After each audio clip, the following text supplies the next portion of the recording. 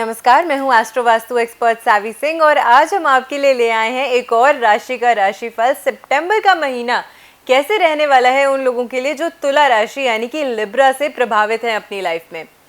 ग्रहों की जो पोजिशनिंग होती है, ग्रहों के जो ट्रांजिट मूवमेंट्स होते हैं वो डायरेक्टली आप पे एज एन इंडिविजुअल बहुत गहरी तरीके से प्रभाव डालते हैं और राशिफल के माध्यम से हम आप तक यही इन्फॉर्मेशन, यही जानकारी पहुंचाना चाहते हैं कि जो ट्रांजिट हो रहा है ग्रहों का, उसका प्रभाव डायरेक्टली आपकी राशि पर किस तरीके के जो चेंजेस या किस तरीके के जो चैलेंजेस है वो लेकर आ रहा है। और अगर कोई चैलेंजेस आ रहे हैं तो बेहतर है ना कि आप पहले से ही सतर्क हो जाएं, ताकि कुछ छोटी छोटी रेमेडीज करके आप अपने लिए ये जो महीना है वो और ज़्यादा बेहतर बना सके।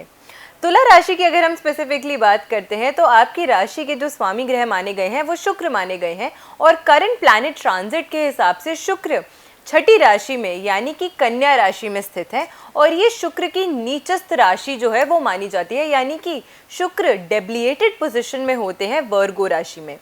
अगर हम आपकी कुंडली के अनुसार बात करते हैं, अगर आपकी चंद्र राशि जो है वो तुला बनती है या आपकी लग्न राशि तुला बनती है, तो उस हिसाब से आपकी कुंडली के 12वें भाव में शुक्र देव प्लेस्ड हैं और वहाँ पे वो डेबिलिएटेड पोजीशन पे हैं।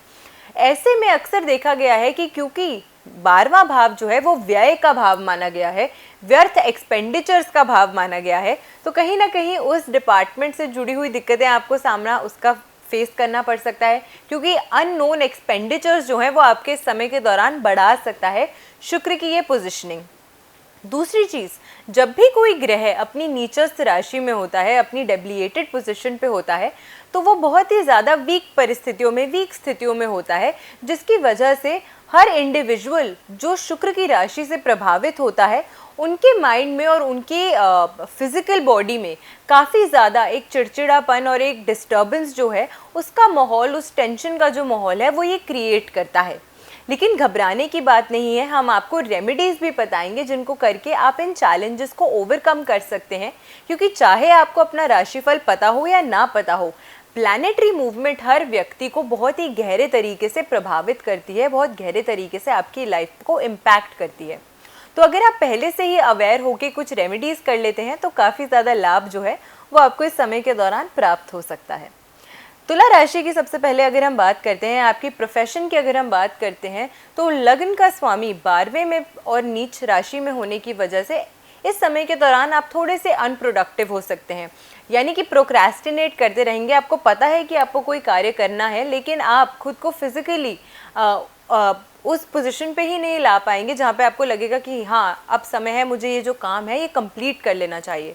तो ऐसे आप अपना जो काम है वो over the time period pile up करते रहेंगे और थोड़ा सा इस समय के दौरान अनप्रोडक्टिव जो है वो आप रह सकते हैं।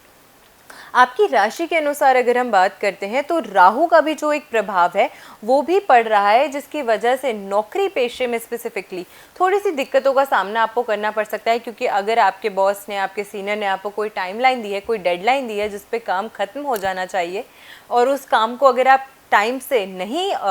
देते हैं करके, तो जाहिर सी बात है कि आपकी नौकरी में थोड़ी सी दिक्कतों का सामना आपको करना पड़ सकता है। तो ऑल ओवर क्योंकि शुक्र की जो परिस्थितियां, जो स्थितियां हैं वो इस प्रकार की हैं कि आप थोड़े से समय के दौरान अनप्रोडक्टिव रहने वाले हैं, तो उसकी वजह से कहीं ना कहीं आपको थोड़ी सी दिक्कतों का अपनी प्रोफेशनल लाइफ में भी सामना जो है वो करना पड़ सकता है। छात्रों की अगर हम बात करते हैं, यानी कि एजुकेशन की फील्ड से आप जुड़े हुए हैं, अगर आप अभी भी स्टूडेंट लाइफ में हैं, तो इस समय के दौरान ज़्यादा फोकस करने का आपको प्रयास करना चाहिए, बिकॉज लैक ऑफ फोकस ना करने की वजह से आपको अपनी स्टूडेंट लाइफ में दिक्कतों का सामना करना पड़ सकता है। अगर कोई एग्ज़ाम के लिए प्रिपेयर कर रहे हैं या अगर किसी भी कम्पेटिटिव एग्ज़ाम के लिए प्रिपेयर कर रहे हैं, तो लैक ऑफ फोकस की वजह से जो परिणाम आप चाहते हैं कि आपको मिले, शायद उससे कहीं ना कहीं आप थोड़े से दूर रह सकते हैं। तो फोकस को बढ़ाने का आपको इस समय के दौरान प्रयास करना चाहिए। फाइनेंसेस की अगर हम बात करते हैं कि फाइनेंशियली किस तरीके का रहने वाला है सितंबर का महीना तुला राशि के जातकों के लिए, तो धन खर्च के योग इस समय अधिक बन रहे हैं। पहले ही मैंने आपको बताया, शुक्र जो है वो मटीरियलिस्टिक गेन्स और मटीरियलिस्टिक वेल्थ के कारक माने जाते हैं और आपकी राशि के स्वामी होकर वो 12वें भाव में प्लेस्ड हैं, जो कि खर्च का भाव माना गया है, एक्सपेंडिचर्स का भाव माना गया है। तो इसी वजह से कहीं ना कहीं आपके जो एक्सपेंडिचर्स हैं इस समय के दौरान व्यर्थ के, वो बढ़ सकते हैं। तो अपने पैसे को माइंडफुली यूटिलाइज करने का इस समय के दौरान आपको प्रयास करना चाहिए। शनि की दृष्टि होने से भी आपको थोड़ा सा जो तनाव है धन को लेकर स्पेसिफिकली, वो आपके और आपकी फैमिली के बीच में एक टस और एक तरीके से जो प्रॉब्लम है वो क्रिएट कर सकता है। तो उसका थोड़ा सा आपको ध्यान रखना है। फिजूल खर्ची से थोड़ा सा खुद को बचाने का प्रयास आपको इस समय के दौरान करना चाहिए। अगेन माइंडफुली अपना हार्ड अर्न मनी अगर आप स्पेंड करेंगे तो वो ज़्यादा लॉन्ग टर्म में आपके लिए बेनिफिशियल साबित होगा। हेल्थ की अगर हम बात करते हैं, स्वास्थ्य की अगर हम बात करते हैं, क्योंकि स्वास्थ्य सही तो सब कुछ सही, तो स्वास्थ्य की अगर हम स्पेसिफिकली बात करते हैं तो क्योंकि 12वें में लग्न का स्वामी प्लेस्ड है तो ये हर तरीके के एक्सपेंडिचर और हर तरीके के लॉस को दिखाता है। यानी कि आपकी फिजिकल हेल्थ का भी लॉस, आपकी मेंटल सैनिटी का भी लॉस और साथ के साथ फाइनेंशियली भी काफ़ी ज़्यादा लॉस। तो अधिक भागदौड़ की वजह से कहीं ना कहीं आपकी जो फिजिकल हेल्थ है वो इम्पैक्ट होते हुए इस समय के दौरान नज़र आती है, तो जिसकी वजह से आपको दिक्कतों का सामना करना पड़ सकता है। और उसी के साथ अगर हम देखते हैं तो आपकी ही राशि के स्वामी शुक्र के साथ केतु की भी प्लेसमेंट है, तो केतु भी कहीं ना कहीं हेल्थ में दिक्कतों का सामना जो है उसको इंडिकेट करता है। तो इस वजह से थोड़ा सा मन को भी आपको अपने इस समय के दौरान नियंत्रण में रखने का प्रयास करना चाहिए, क्योंकि मन ज़्यादा विचलित रह सकता है इस समय के दौरान। आपकी मेंटल हेल्थ और आपकी फिजिकल हेल्थ दोनों ही जो है वो अशुभ तरीके से प्रभावित होते हुए सितंबर के मंथ के दौरान नज़र आती है। लेकिन घबराना नहीं है आपको। रेमेडीज़ हम आपको बताएंगे जिनको करके आप अपने लिए सितंबर का जो महीना है उसे ज़्यादा बेनिफिशियल, ज़्यादा फ्रूटफुल बना सकते हैं। रिलेशनशिप्स की अगर हम बात करते हैं, चाहे वो प्रेम संबंध हो या फिर आपके कुटुंब, आपकी फैमिली के साथ आपके रिलेशनशिप्स हों, तो पंचम भाव में शनि जो है वो वक्रीय चाल में चल रहे हैं, तो इसकी वजह से प्रेम जीवन में थोड़ी सी परेशानियों का सामना जो है वो आपको इस समय के दौरान करना पड़ सकता है। इसी के साथ घर में जो है वो पूजा पाठ का जो माहौल है वो बना रहेगा, एक धार्मिक वातावरण जो है वो बना रहेगा, जिसकी वजह से कहीं ना कहीं आपको मेंटल पीस जो है वो प्राप्त होगा इस समय के दौरान। तो जो मन ज़्यादा विचलित रह रहा है उसको काबू में करने के लिए ये समय आपके लिए थोड़ा सा अच्छा है। अगर आप खुद को किसी ऐसी चीज़ का हिस्सा बनाते हैं, किसी ऐसे अनुष्ठान का, किसी ऐसे पूजा पाठ या धार्मिक कार्यक्रम का हिस्सा बनाते हैं, तो उससे कहीं ना कहीं ये जो मन में अशांति है वो थोड़ी सी ईज आउट, वो थोड़ी सी काम डाउन जो है वो हो सकती है। 18 सितंबर के बाद में जब गोचर होगा, जब ग्रहों का ट्रांजिट होगा, तो उसके बाद कहीं ना कहीं आपको दिक्कतें जो हैं वो कम होती हुई नज़र आएंगी। इसी के साथ जो डूबा हुआ धन था, जो पहले जो पैसा फाइनेंशियल लॉस आपको हो चुके हैं, वो कहीं ना कहीं से ओवरकम, उसकी जो भरपाई है वो धीरे धीरे करके होने लग जाएगी। तो 18 सितंबर के बाद जब ट्रांजिट होगा प्लैनेट्स का, तो फिर थोड़ा सा जो परिस्थितियां हैं वो बेहतर हो सकती हैं। सप्तम भाव पर क्योंकि वक्रीय शनि की दृष्टि रह रही है, तो इसकी वजह से आपकी जो स्पाउस के साथ आपके रिलेशनशिप्स हैं उसमें थोड़ा सा तनाव की जो परिस्थितियां हैं वो बन सकती हैं। पति पत्नी के बीच में थोड़ी सी जो रिलेशनशिप है उसमें खटास आ सकती है। हो सकता है कि आपकी जो थिंकिंग है वो एक दूसरे से मैच ना करे, जिसकी वजह से भी कहीं ना कहीं थोड़ा सा एक मानसिक तनाव की जो परिस्थितियां हैं वो एस्केलेट हो सकती हैं, वो और बढ़ सकती हैं। लेकिन अगर समझदारी से इन सिचुएशंस को टैकल करेंगे, अच्छे से अपने पार्टनर के साथ कम्युनिकेट करेंगे, अपने रिश्तेदारों के साथ कम्युनिकेट करेंगे, तो ये जो परिस्थितियां हैं उनसे आप अच्छे तरीके से ओवरकम कर पाएंगे और लॉन्ग टर्म में कोई भी ज़्यादा डैमेज जो है वो आपके रिलेशनशिप्स को नहीं होगा।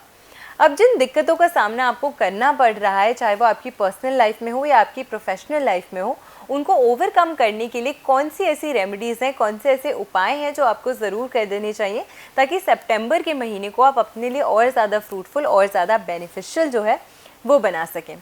सबसे पहले हम आपके लिए शुभ अंक की बात करते हैं। तो इस समय के दौरान आपके लिए जो शुभ अंक रहने वाला है वो रहने वाला है अंक 2।